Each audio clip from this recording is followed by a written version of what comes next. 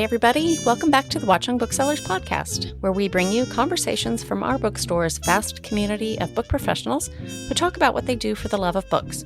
We're so happy to be with you. Thanks for joining us. I'm Kathryn, and I'm here with my co-producer, Marnie. Hey, Marnie. Hello. And today we are talking about the writer-editor relationship. Yeah, our guests today are author Jemimah Wei and her editor Lee Boudreaux, who work with Jemimah on developing her debut novel, The Original Daughter. I actually met Jemimah at a party that Lee threw for her in the fall in New York City. Lee had invited a few booksellers from different stores to come and chat with her, and it was a great night. And we really got to know Jemimah, and it was a great talk. And we actually couldn't wait to have her to the store and have her on the podcast. So I was so happy that she was able to make the time for us when she came to New York. Yeah, she was really the kindest person. She gave us little bracelets that she had made. So she's a total polymath. She does everything. And if you heard our podcast last week, there was an excerpt of her reading from The Original Daughter. So if you didn't get a chance to listen to that, go back and you'll get a taste of her work, which is pretty fantastic. But first, Marnie, you got any books you want to recommend? Sure. So I am reading Roman Stories by Jhumpa Lahiri. It's an older book. It came out in 2023, and it's short stories. It's pretty great. And it's perfect for summer. Trying to get everything done before back to school. So just to kind of sit down and read one story at a time has been sort of the perfect way for me to read right now. How about you? What are you reading? I'm about halfway through The Hounding by Zinabe Purvis.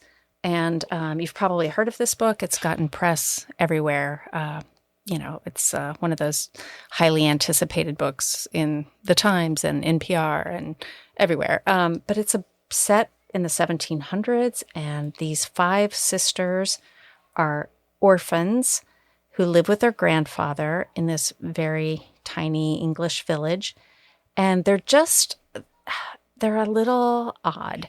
And it really bothers one of these men who he ferries people back and forth across the river. And they just don't put up with his behavior. And he starts a rumor that they are women who can turn into dogs. So this rumor spreads, of course, and things ensue.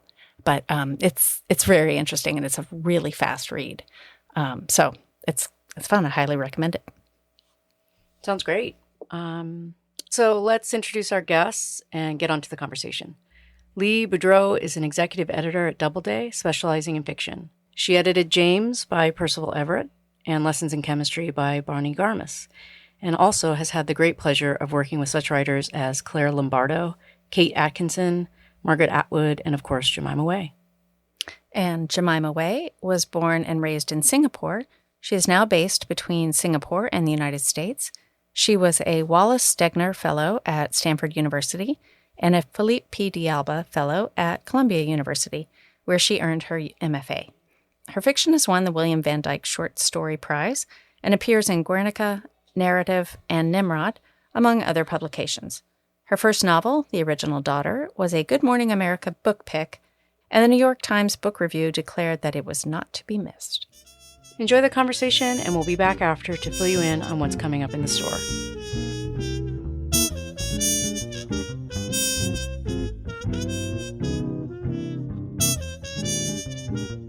Hi, Jemimah. Hi, Lee.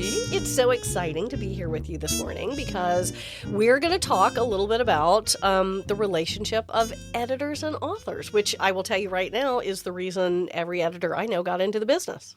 Well, I'm also really excited because I get to hang out with you, which is always exciting for me. But also, this relationship has been such a dream for me. I'm a debut author, so it's my first time, and it's just been great. I can't wait to talk about it.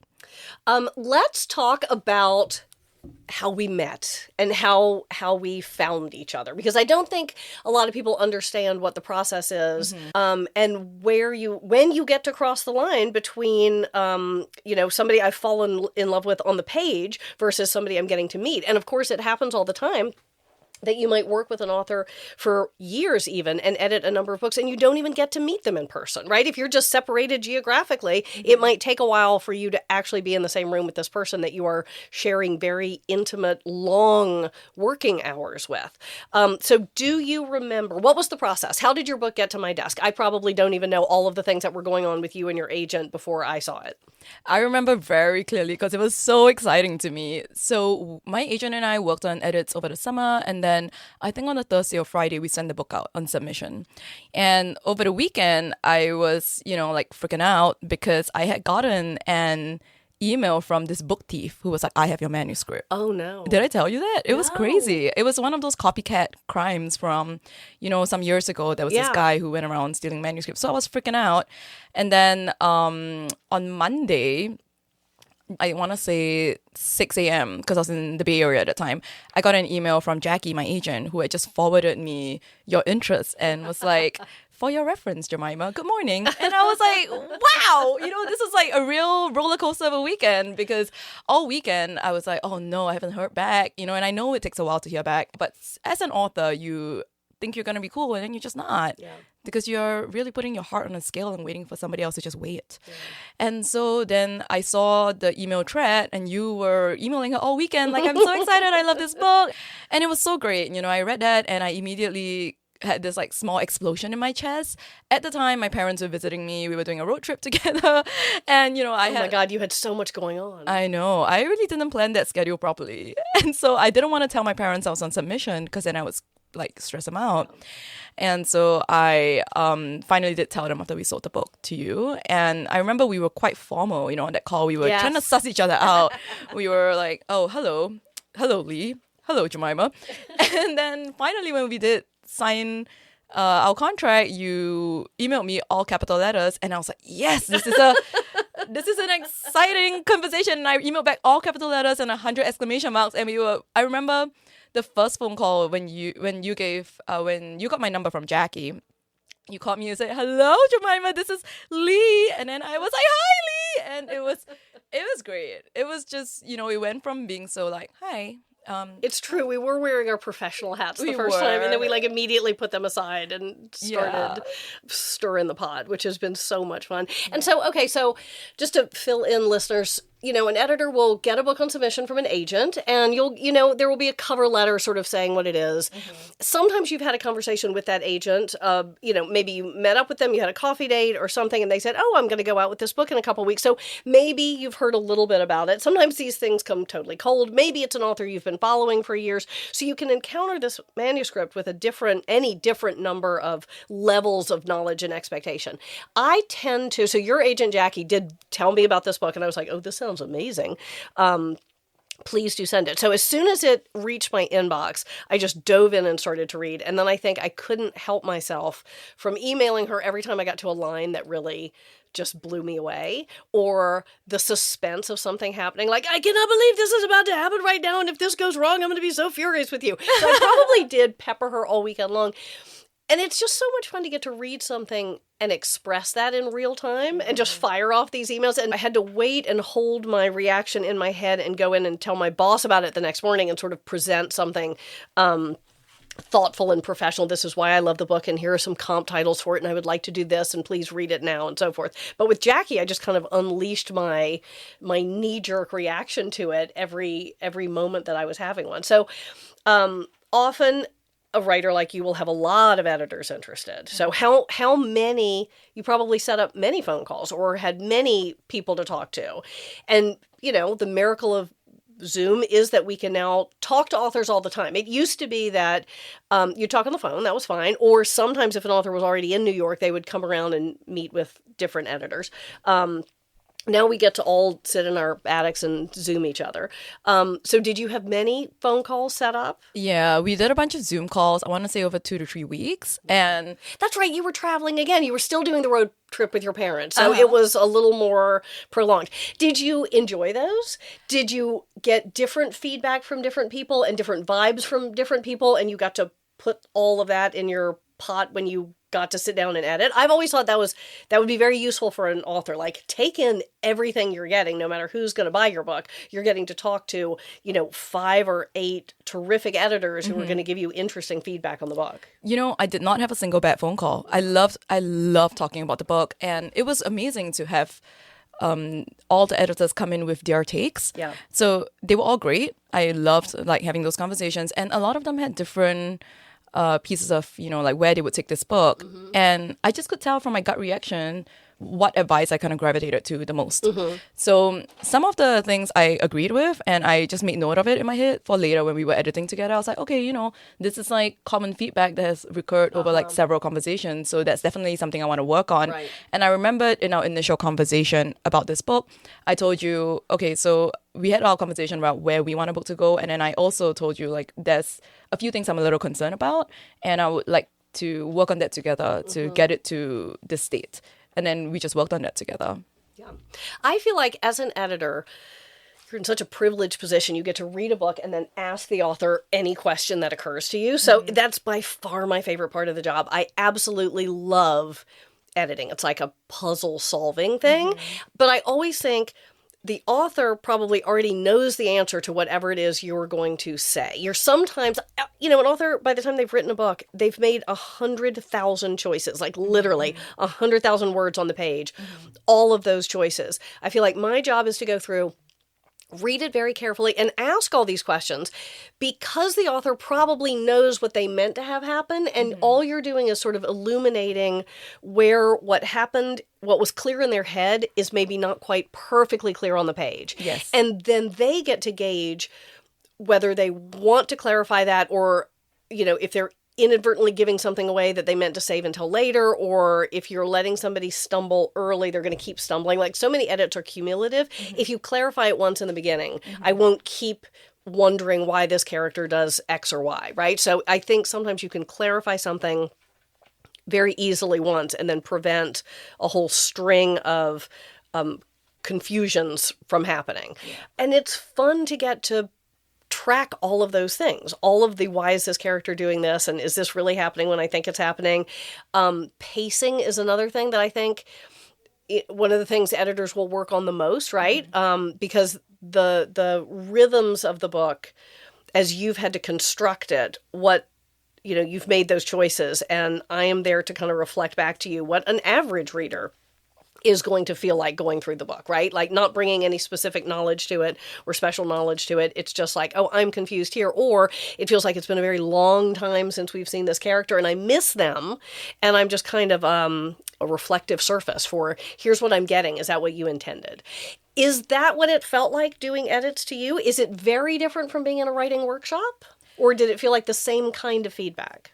No. It felt very different from being in a writing workshop. And I think part of that is the back and forth. So I was going to ask you how you work with every author. It must be kind of different for each author, right? Because for me, I know that I remember, because I was born and raised in Singapore, the idea of being just on the same continent as an editor just was so amazing to me. So because I lived in the Bay Area back then, I remember booking a flight to come see you for a weekend. And we finally got to sit down together. It was really nice to meet you in person.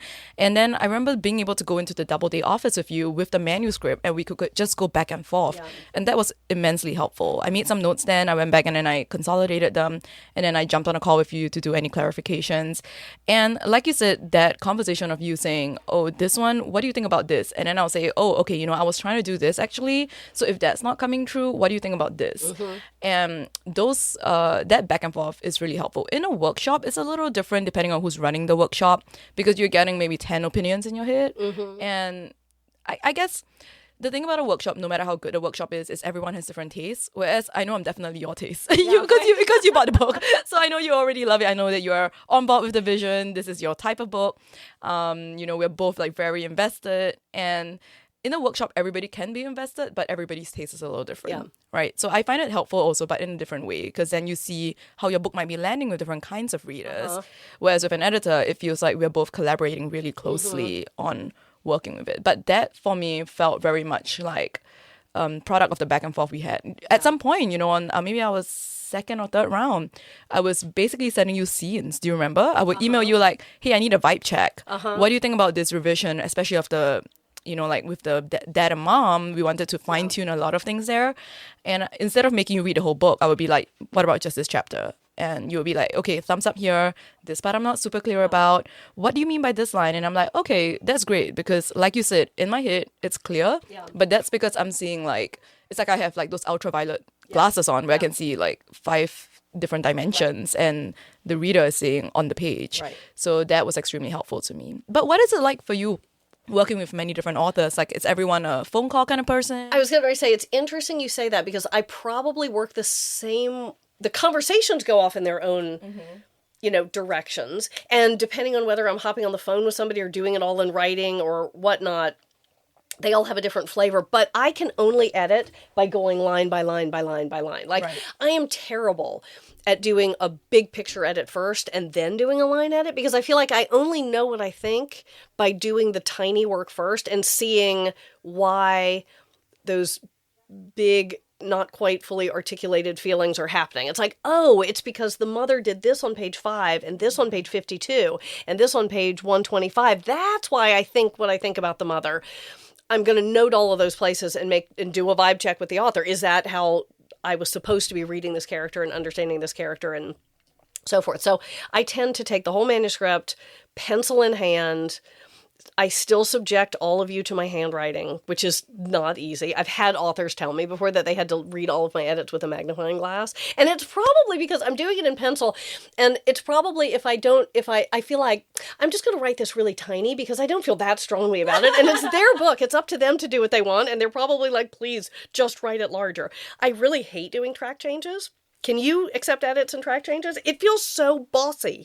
It's like, I can't believe I'm in there just changing things and you just like hit an accept button and it feels so aggressively interfering, where a pencil doesn't feel like that to me. It feels impersonal. I can accept edits and track changes, but I love getting hand edits. I remember the experience of receiving your edits in FedEx and getting this binder of your handwritten notes in pencil. I loved it. My only issue was some of it got rubbed off. And then I would, so I just took a photo and emailed you and said, what did you mean to say here?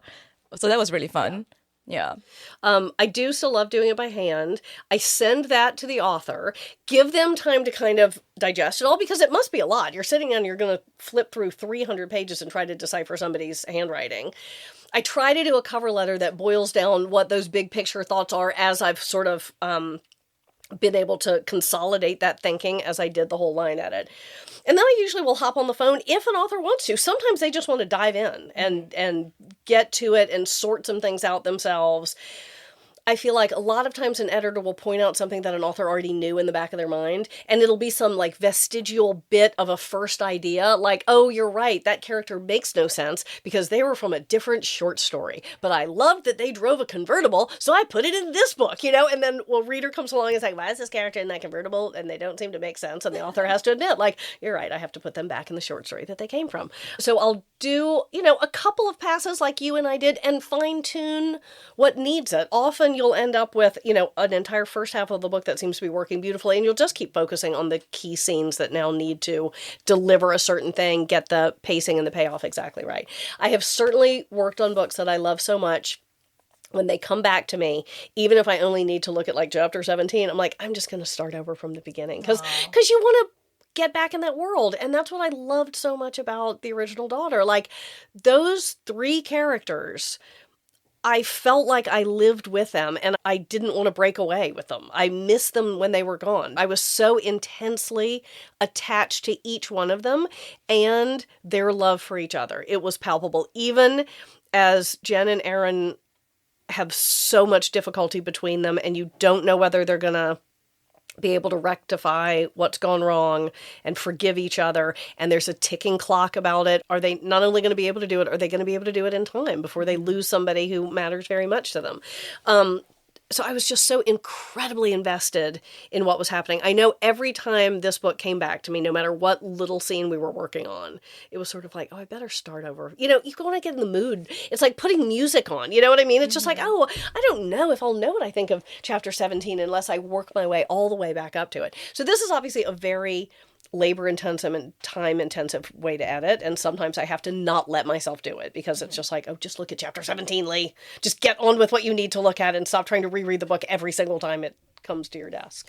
Well, do you find that it differs for you editing debut authors versus more seasoned authors? Because for me, as you were mentioning, the way you edit and the way you do your hand edits, by hand instead of track changes, I was just thinking on the receiving end of it, it felt really great to see your almost like live reactions. It felt like a time capsule where you were reacting in real time, and then I get it like maybe like a week later, and it felt like I was back with you in that room talking about the edits and seeing the way you feel excited about something or a little confused by something.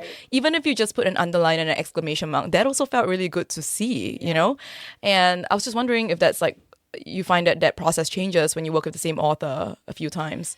Gosh, it really depends author to author and book to book, right?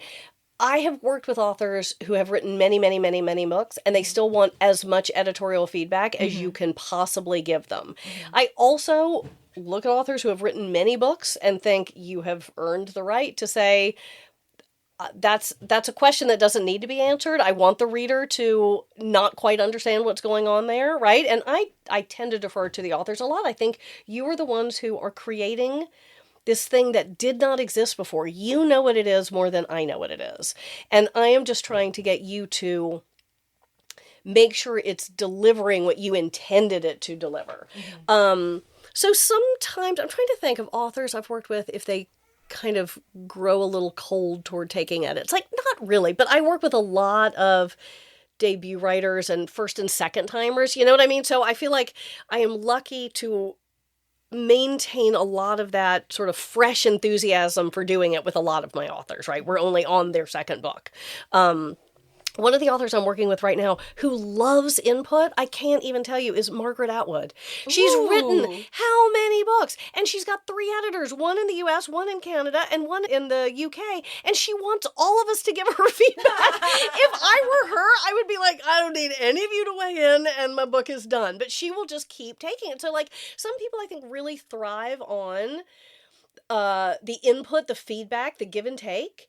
Other people I think, you too are in this situation where you have a UK publisher and a US publisher, right? And if both of us buy the book at the same time, both of us expect to have a say in the edit, right? And so authors are often in the position of having more than one editor. US, UK, and Canada is usually the way it goes, in which case you kind of need to designate a primary editor. Like that person does not want 3 different edits. So at the very least, those 3 editors are going to get together and put all of their comments onto one manuscript and send it to the author. And the author probably doesn't really want to see who asked which question. They just want the questions they need to address. They don't need the US thought, this was boring, but the UK really loved it, right? So you do adapt every book, every edit to whatever that situation is.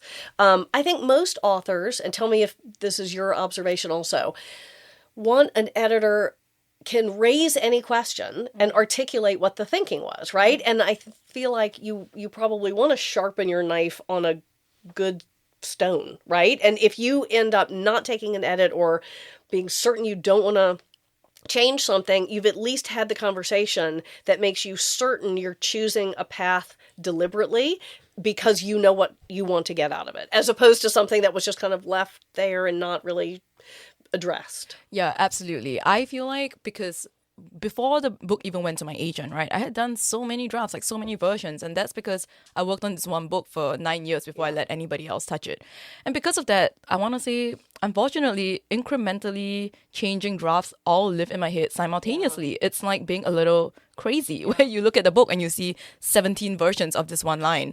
And so sometimes I think they're going back and trying to smooth those things out, making sure that something that existed in one draft didn't leak over into another draft is really important. And sometimes the decision that you make, you put it in, you take it out, put it in, you take it out. You're just kind of testing it out. And having somebody you really trust, I think, as a reader and an editor is really, really helpful because, like you said, it gives me something to work with and against. Like another really strong opinion to be like, this is how I'm reality testing the version of my book, whether or not this works. And then I feel like, just your first read, your first edit, where you're walking through the book and narrating to me your experience of living in this book, it's really clear to me because then I'm like, all right, I can see that something's not working. And often I've realized that people don't say, I think you should do this. They just say, well, I have some questions and these are the questions. And that, to me, is like, almost like taking the note behind the note, which is like, okay, this paragraph isn't quite doing what I'm trying to do. And then so sometimes I would then ask you like, okay, if I haven't found a solution to it, I would say, this is what I am trying to do. Did that come true at all? And then we have that conversation about that. And that's really, really helpful to me. I think I'm one of those people who really loves to get critiqued. Like, I love getting feedback. I can't get enough of it because I do trust myself actually to weigh and sift through the feedback and know what I need to kind of like, how far I need to go with each piece of feedback. I feel like I probably took all of your notes. I think the only thing I maybe didn't change was maybe 1 or 2 word choices. Oh my gosh, I can't believe it would be that many. I always think if I write all of those things on a manuscript, like if you take 50%, that's a lot. I would never expect more than that. You think you really took more than that? Well, yeah, I remember being I remember I told you this too. I was a little worried because when you gave me your notes, I was like, these are great notes. I will now rewrite the book. And so I think I rewrote 60,000 words in the middle. And when I returned it to you, I remember thinking, oh no, what if she thinks this is not the book I bought? And then you read it and you were like, oh, you addressed everything, but in like a totally different way than I expected. And I was like, great. Phew. Yeah. You know? Yeah. That is funny. You can, the hardest edit is if an author is too malleable. Right. You know, that's when, and I have had that happen one time. I bought a debut novel and I sent back some edits and the author just ran with them in these crazy ways I was not expecting. And he gave me back the revision and I read it and I was like, what the hell did you do to this book? And he was a lovely young guy. It was a debut novel. And I think I literally called him up and I went, what the hell did you do to this book? And he said, oh, did you not like it all? I was like, no, literally, what the hell did you do to this book? He did so many like he got rid of characters that were main characters. I was like, why? What? And he was like, oh, okay. I was just playing around with some ideas. I was like, we are not in the workshop anymore. I just wanted to like kind of, talk about what was there. We didn't need to still like experiment wildly with all the things you still could do with this book. But it was hilarious because we really did have a draft, which was like, no, we're just going to set that aside and go back to the one we had before, which he was fine with. But it was funny because I hadn't realized how much he was still in like workshop head, right? He was still thinking like, oh yeah, let's play around. Right. If I asked a question of, I'm a little confused here, he was like, I will just kill off that entire family and make the book about dogs. I was like, no, that is not what that question meant. Oh my gosh, that kills me. That's really funny. Wait, I have a question then, a follow-up question. So when you work with an author for a first time, like a debut writer, right? Every writer obviously takes feedback in a different way. Like some can, like you said, take it and then turn the whole book into dogs instead of a family. And some people like don't like getting feedback and maybe might react kind of like might be hurt by feedback. I don't know. And some people like love feedback. So how do you gauge where each person you're working with is?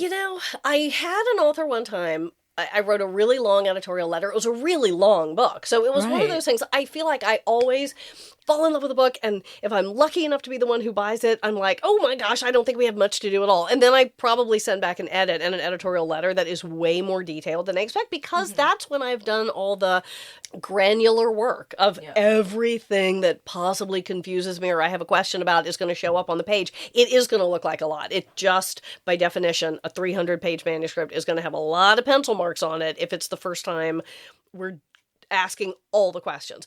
I had an author one time call me up sounding slightly heartbroken and say, why did you buy the book if you don't like it? Or if there's this much wrong with it or something like that. But I feel like that was a very easy conversation to get back on track because it's like, but you know how much I love it. So like we've already had that conversation. You're not getting this letter from some anonymous person saying, here's everything wrong with this book. You're getting this letter from somebody who already said, oh my God, I love this book and I want to live inside of it. Now let's talk about it. Now we're just sitting inside the cozy little building of this book and the fire is crackling and we're just going to sit here all night talking about it, right? That's why there's so many comments on the page. So he quickly saw that there were a lot of questions to answer, but again, it was like a 200,000 word manuscript. So there was a lot to talk about. That edit, I would say, was one where I had to kind of defend every thought I had.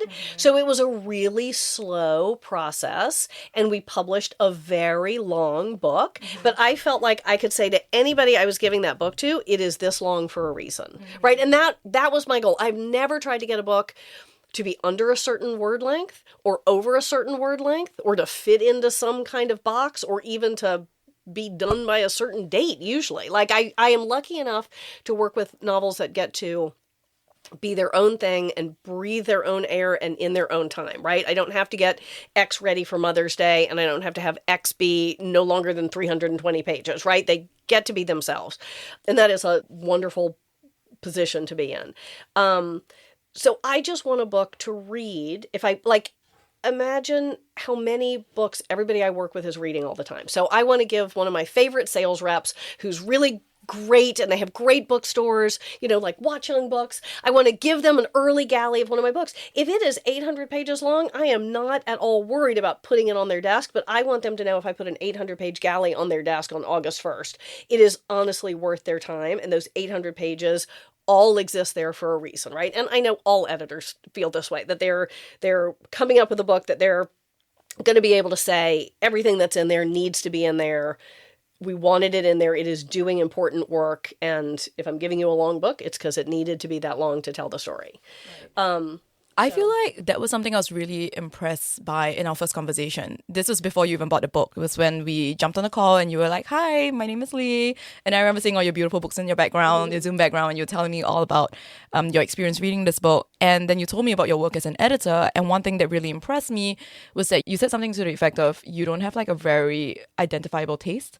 You just know what you like, and you go with it. It's not like limited to genre or language or like plot type, And I was like, I love that. I love that your definition of what you love is just a good literary book, something that you love. And often something I haven't seen before, right? Mm-hmm. And it always, things I love, they arrest me when I read a sentence that strikes a certain chord. It goes in a direction I didn't expect. Their word choice is unusually beautiful or unusually felicitous in some way. Mm-hmm. And so there is no book I'm looking to publish, and there's no book I'm not looking to publish. It always kind of amazed me when editors would be like, "Oh, I'm just not interested in that topic." I was like, "How do you know? You haven't read the book yet." Like, there's literally nothing I can think of that I'm just by definition not interested in.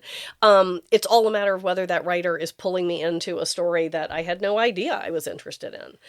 I really love that about you. I feel like your verve and your like endless curiosity for life and where it can take us, it really shows in the edit, and it really shows in your list. Yeah, it's something I really loved about working with you. When I had to come up with a mission statement once, for what my books were, I was like, oh my God, I've never been able to put my finger on this. But now at a certain point, because I have been doing this for a long time, then your amazing books just get to stand for themselves, right? And so I just get to be the editor of the original daughter and the editor of this, that, and the other. And that gets to be the stand-in, and I don't need the statement anymore, the way they kind of expect you to when you're a young editor. Like, why are you here and how are you different from everybody else? Right. And you do, just like a writer does, need to separate yourself from, like, why should an agent send me a book instead of my colleague down the hall or an editor at another imprint who does a similar kind of thing, right? So there is a time in your career when you need to be able to articulate what it is you're looking for. Right. And hopefully now I'm on like the other side of that hill where it's just like, I'm looking for books just like all the books I've published and other things as well that I haven't published. Now make of that what you will. Right. So I think like a lot of aspiring writers would be curious to know when a book lands in your desk, what the process is for you getting into it, or like, how many books do you get a season? It must be like hundreds. So how do you filter? Does somebody else read them first and pass it to you? What I try to do, I will load them onto my device, because we've all lugged 80 pounds of paper back and forth for enough years now that our shoulders are broken. So I load things on my device, and that's where, when I'm saying sometimes you know about a book because you've talked to the agent or you've read previous work of the authors, or it is coming at you cold. I like it when it comes at me cold. I don't even read the cover letter. Usually I will just load those. If I get 10 things in a week, I'm loading them onto a device, and then I'm clicking on them and I'm starting to read, and I'm just going where they take me, and as fast as they can get me committed to that story, then good for them, right? I don't have a first page rule or first line rule, or if you haven't done it in a certain amount, I just give it a go. Mm-hmm. And I probably err on the side, certainly with agents whose taste I always like, I err on the side of knowing it's a good book and a worthy book. I might not be the right editor to come to it at this moment, but I know it's going to be a good book, and I will start it. And if it doesn't immediately catch me, I will be kind of like, oh, I've got to come back to that. I'm sure it's my fault it didn't catch me. I was reading it on the train, or somebody interrupted me, or I had to cook dinner or whatever. I'm going to come back to it. And then I can take longer to get to my response than I should, because I keep thinking I need to give it another crack. But basically, I just dive in. And even if the agent called me and said, this book has been preempted by somebody else, I know I would finish it because I need to know what happens. Like, your book was definitely one of those where I was reading it over that weekend and I was like, this is what I'm doing this weekend. Like, even if my chance to publish it evaporated in a second, this is the book I am reading this weekend because it is such a pleasure to be reading it. So you dive in, you make up your mind.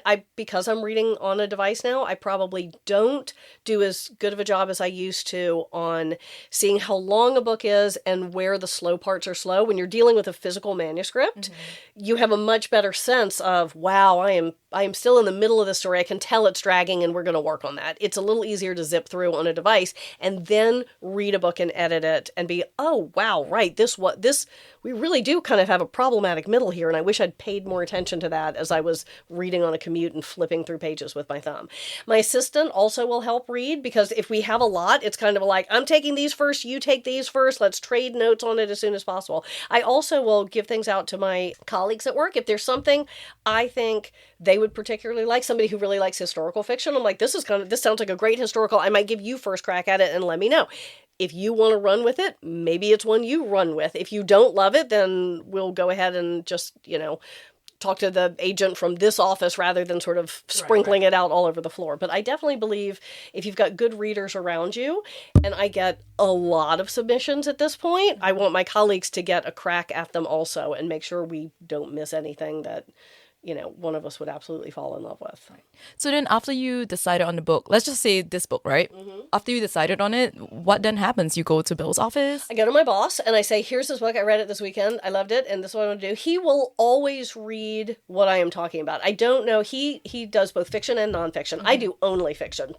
So Bill he reads part of everything any of us want to buy, and he may or may not read an entire 400-page novel, but he's going to know what we're getting into before he sort of authorizes me to do what I want to do. But after that, he gives me a lot of freedom to kind of pursue things to the extent and with the speed I want. And that's nice. That's I love this book. I want us to publish this book. This is what I think we would all be willing to say. We'd pay for it and go for it, and let's just try to get the ball rolling. Right. And then agents, of course, when on a book like yours, there are 10 editors interested, they're going to set up phone calls with all those editors, probably have an auction. And I think that's something people don't understand, that sometimes we buy books in a good old-fashioned auction. It goes in rounds, and we start off with one number, and it comes back to us, and we have to match another number, and there could be all sorts of rules and regulations. You have to start at this limit, and you can't go up by less than 5%. And, agents get to make up what these rules are. There's this horrible thing called a best bids auction, where you just go in with the best you've got, so you just put all the money on the table the first time, which is terrifying. There's something even worse called a best bids auction, where the top 3 bidders then get to bid again. Oh, yeah. Okay, I guess it wasn't our best bid first. So there are a ton of different ways this can go about. We, at my division, it's Knopf, Doubleday, Pantheon, we can put in a house bid if multiple editors like something. We have to agree on a number. We can't bid against each other. But we can all go in with the same number. And the editors are individually talking to the agent to be like, no, you want to publish with Doubleday because this and this and this is different than anywhere else you'll get. Within all of the Penguin Random House empire, there has to be an outside bidder, right? So it's like 5 editors under Penguin Random House can have a book and be pursuing it. But we just need to have somebody from Simon & Schuster or Macmillan or Hachette or HarperCollins also pursuing it, so we're not just bidding against each other. So there's all sorts of little fine print about how a book eventually gets bought. But what you're essentially doing as the editor is reading it, knowing what you think of it, knowing what you'd be willing to pay for it, getting your boss on board, doing the unbelievably tedious financial documentation around that, which is like doing a spreadsheet that says, if we pay for this for the book and we charge $24.95 for it, we need to sell this many copies in the first year and this many copies in paperback, and the ebooks will sell this. And that is the most fiction any of us will ever see, but we like to pretend that these spreadsheets are real. Anyhow, so we do that and we come up with comp titles, which again are not real, but we sometimes do them, which is, you know what that is? Did you have to do that when you were submitting to the agent? Like, as you two were going out to talk about the book, you wanted to have a few shorthand ways of saying, if you loved this, you will love the original daughter, or the original daughter takes the voice of so-and-so and the something of so-and-so and puts the both together. So I had to do that when I was writing my query letter to go out to agents. But, and a lot of agents really want to see that. But one of the things that really impressed me about Jackie, my eventual agent, who I love, is she said, I don't believe in comp titles. Yes. I believe in just describing a book exactly as it is. Yeah. And this is what your book is. And that's one thing I always ask every agent I've spoken to do, which is I'll say, can you describe my book back to me? And it always throws them because I don't think people ask that very often. That's so interesting. But going into the process, I was like, I am not like raised in an environment where I've had publishing people around me. I know I'm not privy to those conversations. And I know all of those conversations about my book are going to happen behind closed doors. It can be like a game of telephone. And I want to know that the person representing my book, the person who's like very hands-on in my book, understands what the book is, so that when they go and describe it to somebody else, when I'm not in the room, it would be like the most accurate version, because that person then goes and describes it to somebody else. And so one of the things I would say is like, can you describe my book back to me? And can you tell me what the comp titles are? And so Jackie described the book back to me so beautifully. And I think one thing she said was about the existentialism of like wanting this march towards freedom and individualism, and how that plays out in the very real bonds that we choose. Yeah. And, the bonds of love that we have. And I was so impressed because that's exactly what I was thinking about, this idea of freedom and modernization and where we stand within it. And then right after that, she followed up with, and I don't do comp titles. And I said, okay, I'm into it. That's awesome. Yeah. When did you feel like, okay, what was the scariest moment in your book publishing process? Because I would think, here's my guess, and then you're going to tell me whether this is right or wrong. I would think it's kind of awesome when you see it go from being a manuscript to being typeset pages. But like sort of terrifying, because now it's starting to look like a real book, meaning your time to massage it is drawing to an end. And so like you're seeing it typeset, and you still have the opportunity to change things if you want to. But I imagine that's a very strange feeling. And then I would think the cover process is another absolutely terrifying moment, because somebody is showing you what they think the face of your book should be as it goes out in the world. You're seeing it, if you've got publishers in different countries like you do, you're seeing it in different territories. They're going to have very different looks. And I imagine that's very scary, especially for a first-time writer. And possibly by the time you're publishing your 8th book, you can be a little more relaxed about it and think, oh, these publishers know what they're doing, or they know what their markets need, and I don't need to try to micromanage that. But I don't know. What is it like to see those two moments in your book's life? So I think for me, the scariest moment was actually the 9-year mark, where I first let somebody read it. I let the Stegner workshop read it, the full thing from start to finish. At the 9-year mark. It was 9 years after you had conceived of it, or put the first words on the page. I think first words on the page. Wow. And so that was actually terrifying. I was shaking from lack of blood sugar. But the moments that you mentioned, so those moments were really significant for me. The moment that it got typeset, I was like, wow, this is going to be a real book. I had a real Little Woman moment, where she holds her book and she's like, this is my baby. And I was like, I really feel that. But before you submit the third pass pages, this book can be infinitely better. And so it wasn't terrifying the same way as it was kind of like this pressure on myself to be like, I could actually, before it goes to print, I could make this book like so much better. And then you realize that actually at third pass you just was catch typos. And I think you did a really good job of walking me through that. So for me as a debut writer, the most helpful thing was clear communication. And you and Jackie are so clear and so communicative. And I really appreciate that, because every step of the way she's like, all right, we're going to this step of the process. This is what you can expect. And for you also, multiple times you told me, this is like what it means to be revising with me. This is what it means to pass it to a managing editor. This is what copy edits mean. This is what first pass pages are made of. Don't freak out if you see that changes in there. And I was like, okay, so I wrote all those things down, and it, even though I knew the steps, it still took me a while to understand what it meant, because I was like, what is a pass? And then I could just refer back to your email where you're like, this is what it means, and that was so reassuring for me.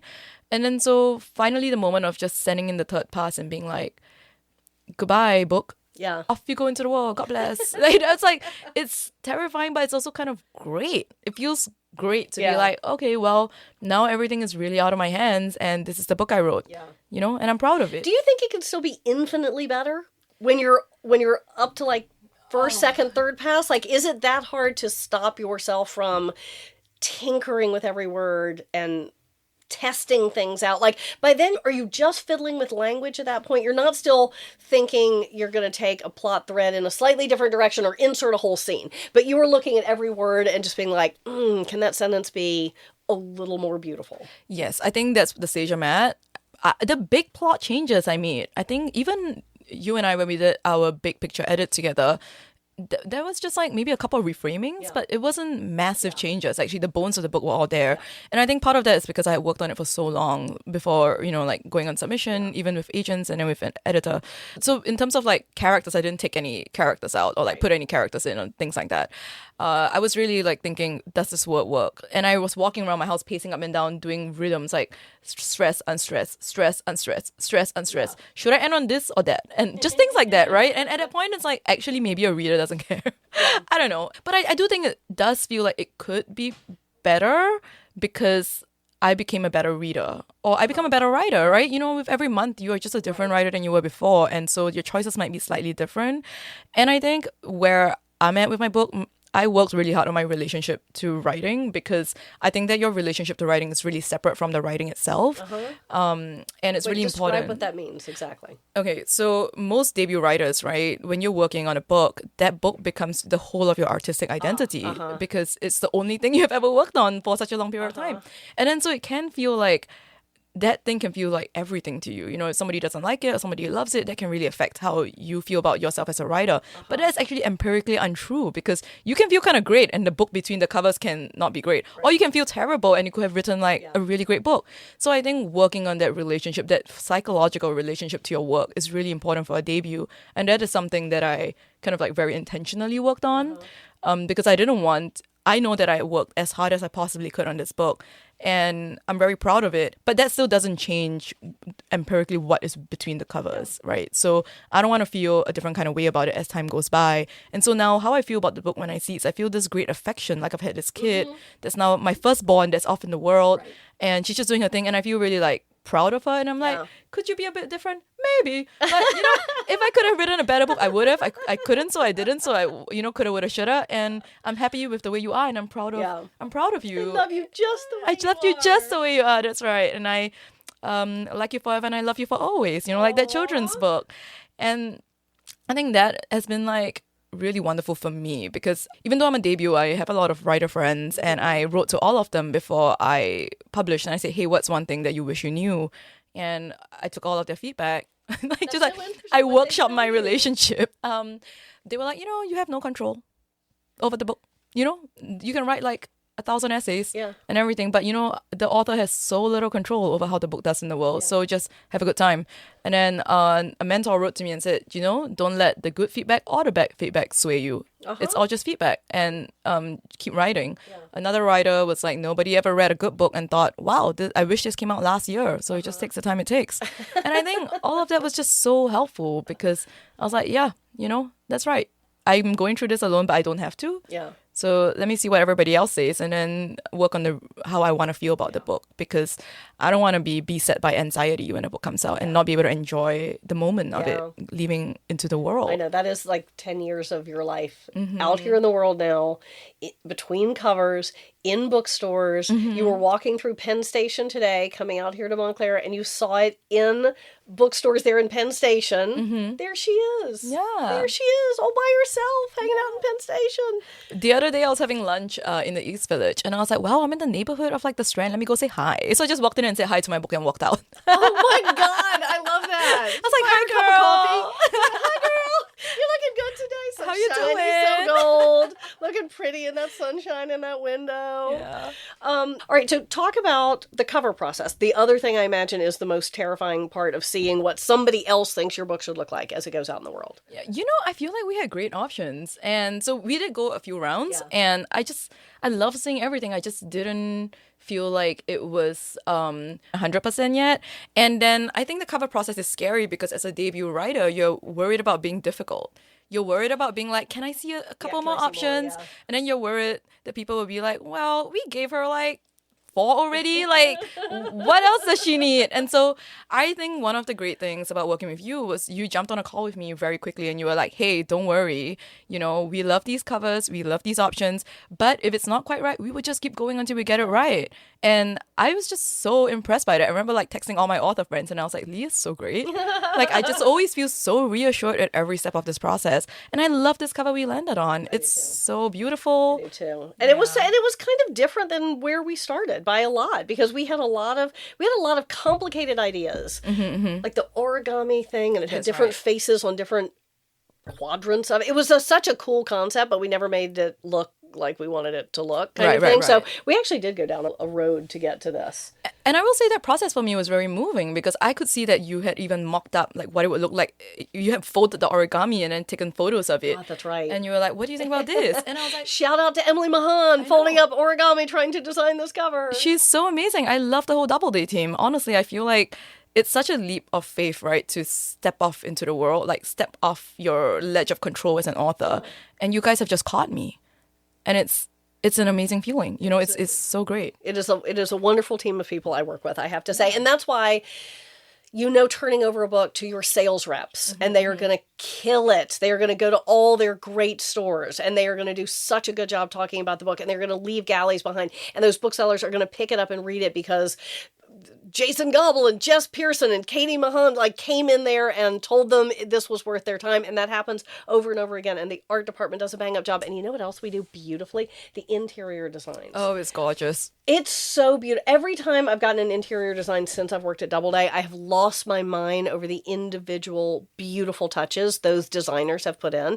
Because a lot of places just go with a template now because most novels can look more or less like other novels. Right. And maybe they'll have 5 designs and you can adapt it as you need it, but you can just kind of slip a book into those designs and then modify a thing or two. And ours are still done in the old bespoke way of an individual designer reading the book and coming up with every single little decision in there. And the more you learn about it, the more you realize how somebody who's really talented at this can make something so beautiful that you weren't even expecting these little differences to add up, and they really, really do. So. I had no idea that there were templates and that people could also hand design it. It makes so much sense to me now. It's so beautiful. Even this cover that we landed on, I remember you sending me 3 options, I think, for the interior design. I was like, these are all gorgeous. How do I choose? These choices are you too just much. have to keep writing so many books so we can use up all of our other good cover ideas and good interior designs and all of the other fun stuff. So wait, okay, I'm going to throw it back on you to describe your own book. You can't make me on an actual podcast describe your book in front of you. So we won't do that, but you, since we haven't actually given anybody an overview of what is the original daughter and how it came into the world. So give them your story. Sure. So the original daughter is my debut. It took 9 years to write and then 11 years to publish. But it's about 2 sisters, one who is adopted growing up in the turn of the millennium Singapore, and the country is rapidly modernizing. It's very competitive, very intimate, really stressful, but also really exciting because the possibilities for your future they seem infinite.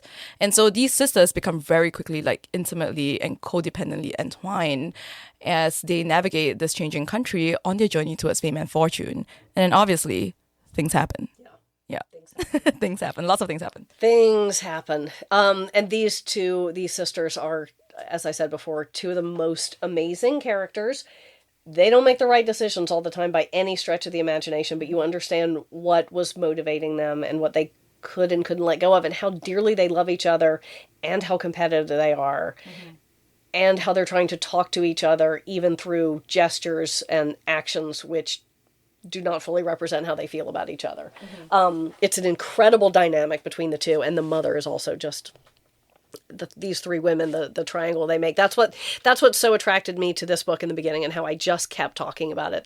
That the triangle of these three women, and the choices they make, and the setting you've put them in. I mean, again, turn of the millennium Singapore, and how the pressure cooker atmosphere of it, and that these young women felt such incredible pressure they felt like they were both being made into diamonds, right? Like they were starting from their raw materials, and the intensity of what they were going through, the absolute no mistakes allowed academic path. Mm-hmm. And once that slipped away in one case, how rootless she felt, and how the other one sprung out into a future that she hadn't even dared imagine. And it just felt so intense for both of them. And how do you maintain the love and the forgiveness and the mutual dependence, given that they took such incredibly different tracks?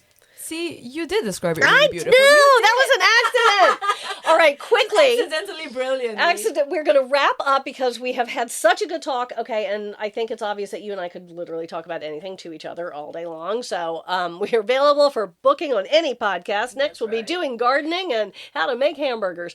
What are you reading now? Do you have something on your nightstand? Yes, this morning, actually, I just finished reading Rivka Gauchen's Little Labors. Oh, yeah. Yeah, it's a nonfiction memoir about having a baby. So it's just like little love letters about different parts of having a baby, taking the baby's passport photo, having the baby be called a little puma and then a little chicken, things like that. And I am simultaneously also reading Yun Lee's latest, In Nature Things Merrily Grow. Yeah, which is very beautiful. I bet it is. Mm-hmm. She's an incredible writer, and that is such an intense story to be reading. Yeah, reading those two books together in tandem feels really interesting, like they're in conversation with each other in different ways. What are you reading?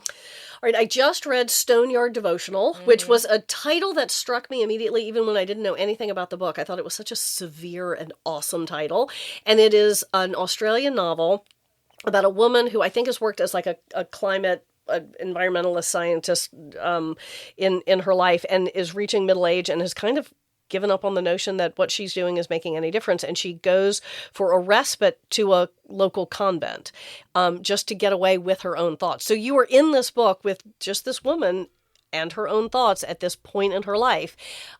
I read a Sigrid Nunez quote recently. She was talking to writing students, and she said, you don't need to have a plot, but you need to have a story. Mm. And I thought that was such a brilliant line to describe this kind of book, because it's just a woman in this very isolated or finite environment. The most exciting thing that happens is some other nun dies and they're bringing her bones back. And secondly, there's a plague of mice. Let me tell you, listeners, you do not want to be stuck in Australia when there is a plague of mice. You will read more about mice and what they can eat and how disgusting they are in this book than you will ever want to know. And my book club will stand up for me because I chose it for my book club, and they're all going to come over tonight and tell me that they did not need to know this much about a mice plague. Anyhow, I thought it was so extraordinary. And it is so wise. It is a rumination on life and letting go and the choices you make along the road. I mean, it's just one of those things where a writer of such enormous talent is able to take very little action and bring her insights and ruminations to just being in her own head for 200 pages. And I just thought it was extraordinary. So I can't say enough good things about that. And then the next thing on my bedside is Kevin Wilson. His new novel is out from Echo. I worked with him in the past, published his story collection and his first novel, The Family Fang, Run for the Hills. Anyhow, he is a gem, so I'm looking forward to reading that too. Well, in that case, I also have to plug this upcoming book by Charlotte Runty, one of your authors, Bring the House Down. Yeah, I'm so excited for it. It's about a theater critic in the Edinburgh Fringe Festival, right? And she is watching her colleague, who is this like really famous, well-known critic, who has slept with a comedian that he has just given a 1-star review of too. And then she wakes up in the morning, reads that review, and then rewrites her entire show to be a huge review on his life. It's great. I read a galley. It's coming out with Doubleday, one of your books, and I'm so excited for her. She is amazing. And that book, I took it over from another editor, so I don't get any credit for it except getting to enjoy its pub date because Charlotte is brilliant, and this is getting great reviews. Seeing a man get the comeuppance he deserves in a very unexpected way. It's brilliant. Thank you so much, Watchung Books, for having us on. This has been a pleasure. So fun. Thank you, Jemimah and Lee, for this fascinating talk. Listeners, you can find the links to the books they discussed in our show notes and at watchungbooksellers.com. This Thursday, September 4th, Watchung Booksellers and the Montclair Literary Festival welcome Christina Baker Klein and Ann Burt to talk about their novel, Please Don't Lie, at the Montclair Public Library. And next week, on Wednesday, September 10th, the Montclair Public Library and Partners for Health present Richard and Leah Rothstein to talk about Just Action, How to Challenge Segregation Enacted Under the Color of Law. And on Thursday, September 11th, Megan Cummins will discuss her debut novel, Atomic Hearts, with Alice Elliott Dark. And for our community of writers, our morning writing group is back this Sunday, September 7th. It will be in the Bon Voyage space from 8:30 a.m. until 10. And as before, it's a quiet time dedicated to writing. No advance registration needed. Just bring $10 cash or pay via Zelle. You can get details and purchase tickets for all of these events through our newsletter, show notes, or at watchungbooksellers.com. The Watchung Booksellers podcast is produced by Kathryn Counsell and Marnie Jessup, and it's recorded at Watchung Booksellers in Montclair, New Jersey. The show is edited by Kathryn Counsell, and original music is composed and performed by Violet Mujica. Art and design and social media by Evelyn Moulton. Research and show notes by Caroline Shurtleff. Thank you to the staff at Watchung Booksellers and the Kids Room for all their hard work and love of books. And thank you for listening. If you enjoy the show, please like, follow, and share it. You can follow us on social media at Watchung Booksellers. And if you have any questions or ideas, you can reach us at wbpodcast@watchungbooksellers.com. We'll see you next time. Until then, for the love of books, keep reading.